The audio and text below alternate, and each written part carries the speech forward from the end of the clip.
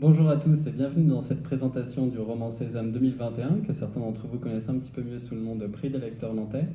Alors puisque cette année on n'a pas pu donc vous présenter physiquement cette sélection, on vient à vous directement via le biais de cette vidéo. On va commencer sans plus attendre avec Dina Abdallah et le livre Mauvaises herbes. Agnès ? Bonjour. Donc, Dima Abdallah est une jeune autrice libanaise, d'origine libanaise, qui vit en France depuis son enfance. Et là, justement, dans ce premier roman, elle nous emmène au Liban, ce qui résonne fort avec l'actualité. Elle nous emmène dans un Liban pendant la guerre civile. Et là, on va se retrouver à hauteur d'enfant, puisqu'elle nous raconte la petite fille qu'elle a été. Comment la petite fille de 6 ans voyait la guerre, se sentait protégée par son papa. Donc voilà, on va avoir ça va être sur les relations père-fille, la guerre bien sûr, l'exil aussi, puisque la famille va trouver exil à Paris. Voilà ce que je peux vous en dire. On va passer au Chevalier du Tintamarre. Alors, pour le Chevalier du Tintamarre donc de Raphaël Bardas, on va partir donc du Liban pour arriver directement dans des univers imaginaires, puisque c'est un livre d'heroic fantasy, assez loufoque, avec vraiment une galerie de personnages un peu atypiques, vraiment, osons le dire, complètement incapables, qui va se retrouver dans une enquête, et donc on va suivre un petit peu leurs péripéties, tout simplement. Et donc, de Marie Morgan en troll, on va vraiment prendre plaisir à suivre leurs interactions et leurs aventures rocambolesque. Ensuite, on va passer au Répondeur de Luc Blanc-Villain.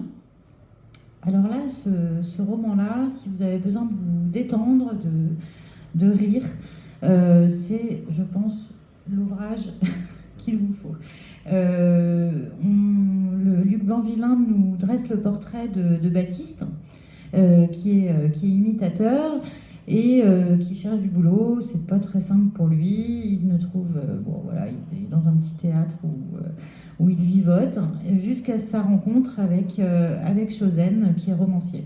Et lui, c'est un romancier célèbre qui essaye tant bien que mal de finaliser son roman. Il n'y arrive pas parce que son téléphone ne cesse de sonner. Il n'arrive pas à se consacrer qu'à l'écriture. Et là, il a une idée qui lui semble absolument lumineuse.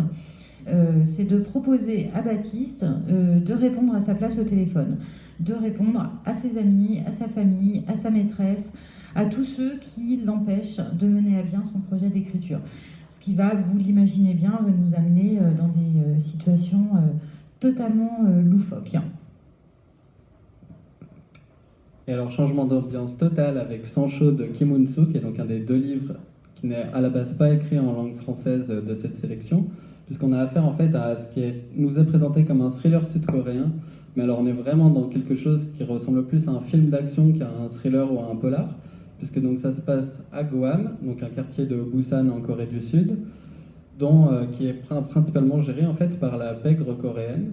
Et on va suivre l'histoire d'un homme de main qui, arrivé à la quarantaine, se réveille et se dit « mais en fait j'ai rien fait de ma vie, j'ai 40 ans, je suis toujours dans une chambre minable » et qui va décider de changer cela et de manière très très radicale.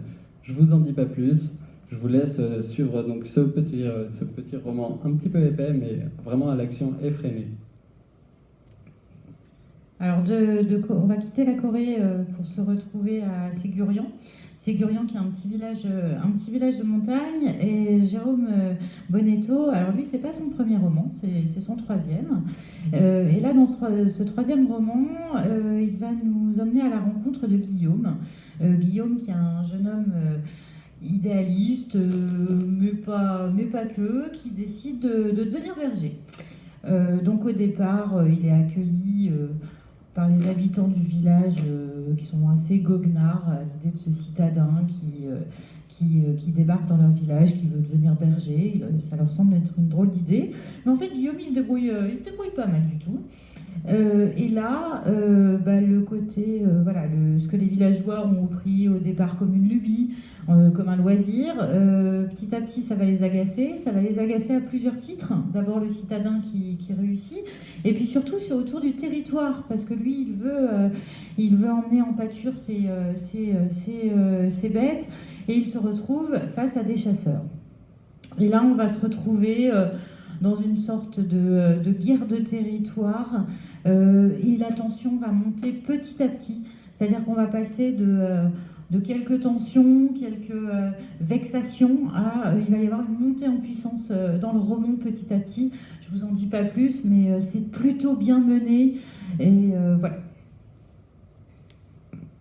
Et on passe cette fois-ci donc de l'autre côté des Alpes avec donc Joséphine Cardona et la soustraction des possibles. Donc là, rien à voir vraiment avec la montagne, on est dans quelque chose de très urbain puisque ça se passe donc dans les années 80, vraiment à l'époque des winners, de la finance et des excès en tout genre. Et on va suivre en fait l'histoire donc de Svetlana, qui est donc une jeune financière, et Aldo, qui est lui un prof de tennis particulier pour riches et régulièrement amant de ses clientes. Et les deux, ils rêvent de deux choses, l'argent et le pouvoir, tout simplement. Et donc, ils vont décider en fait de monter un peu le coup du siècle et de profiter de toute cette manne financière qui passe sous leurs yeux pour faire ce que font certains, c'est-à-dire essayer de détourner une partie de l'argent pour eux. Sauf qu'évidemment, c'est un monde cruel de requins, on est vraiment face à quelque chose de très cynique. Et évidemment, ça va très vite se compliquer pour eux. Je vous en dis pas plus, je vous laisse découvrir ce roman. Mais il y a quelque chose vraiment de très intéressant, y compris dans la narration, puisque l'auteur va lui-même en fait intervenir dans la narration pour apporter parfois des précisions, souvent pour se moquer de ses personnages et apporter un relief assez particulier, un roman qui pourrait être très sombre ou un petit peu trop, et finalement... Merci. Donc là, on va passer à un roman beaucoup plus intimiste, puisque... pour la beauté du geste de Marie Maher, dont c'est le premier roman, nous emmène dans un petit village un peu paumé, où une jeune femme, la narratrice, qui n'a pas d'identité, cette narratrice, qui peut sembler un peu déconcertant dans la narration, elle n'a pas d'identité, elle n'a pas d'âge, on ne sait pas grand-chose d'elle, on sait juste que son père vient de décéder, qu'elle doit se rendre dans la maison qui l'a vue grandir, maison qui est tout près d'une voie ferrée, qui, vous le verrez, ça a son importance, les trains et la voie ferrée au cours du récit. Et donc voilà, et petit à petit, on va la voir retrouver des souvenirs pas franchement heureux, parce que ce père, en fait, est un tyran, enfin, c'était un tyran domestique. C'est sombre, mais pas que, on va dire, puisque cette jeune femme, petit à petit, va pouvoir, vous le verrez, renaître d'une enfance un peu compliquée. Voilà, c'est un parcours de vie, comme il y en a assez régulièrement à Sésame. Et là, nous partons aux États-Unis. Tout à fait, avec la deuxième autrice donc étrangère et qui n'écrit pas en français de cette sélection, c'est donc Tiffany McDaniel avec le livre Betty. Alors Betty, c'est la sixième de 8 enfants. Donc elle est née d'une mère blanche et d'un père cherokee. Donc ils sont un peu en marge de la société et ils finissent par atterrir dans l'Ohio, dans la ville de Bred-Head. Et finalement, on va suivre l'histoire de cette famille. Donc évidemment, comme toute famille, il va y avoir des secrets de famille révélés.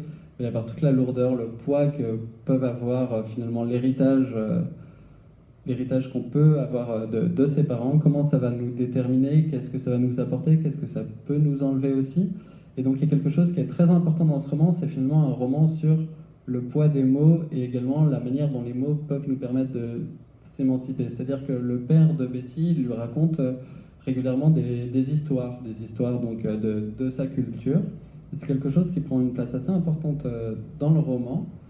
Et elle-même, en fait, pour un petit peu conjurer ses démons, elle va se mettre à écrire. Et c'est un roman qui va finalement tourner un petit peu autour de ça, entre autres, mais je vous laisse découvrir un petit peu plus cet univers un petit peu riche que nous offre Tiffany McDaniel.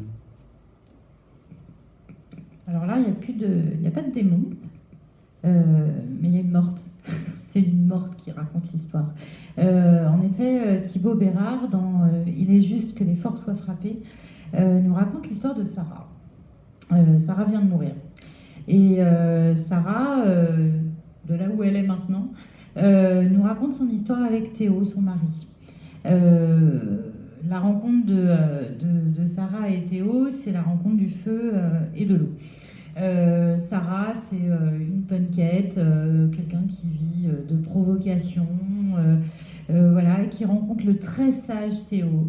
Le très sage Théo, fan de Capra et de Fellini, un peu intello. Et ils décident de faire leur vie ensemble, et ils sont très heureux ensemble. Et en fait, voilà, c'est le combat d'un couple, le combat d'un couple pour exister. Aux yeux des autres, à leurs yeux, à eux aussi, et puis surtout la maladie. Sarah a un cancer, on le sait très vite, on sait aussi qu'elle est condamnée, et c'est comment ce couple va tout mettre en œuvre dans ce combat pour la maladie, et donc sous la plume de Bérard, c'est Sarah qui raconte ce combat. Et pour finir, on va tuer le fils. Donc tu es le fils de Benoît Sévrac, donc là on est vraiment dans un polar.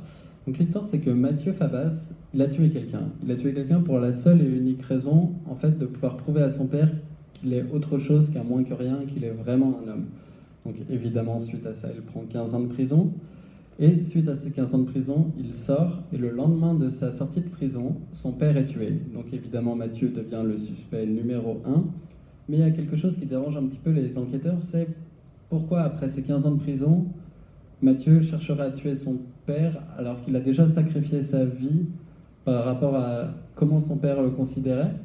Donc c'est un polar qui va nous emmener finalement dans les tréfonds de l'identité, de la question de qu'est-ce que c'est un homme, quelle est l'influence aussi de nos parents sur nos vies, qu'est-ce qui nous détermine, quel choix on fait par rapport aussi à ce qui nous détermine ou pas. Et donc ce roman parle de ça et vient clore un petit peu cette présentation de la sélection qui, comme vous le voyez, est assez diverse et on a tout à fait hâte de vous retrouver, d'avoir vos premiers échos un petit peu sur vos premières lectures. Et sur ce, je vous souhaite une bonne journée ou une bonne soirée et à bientôt.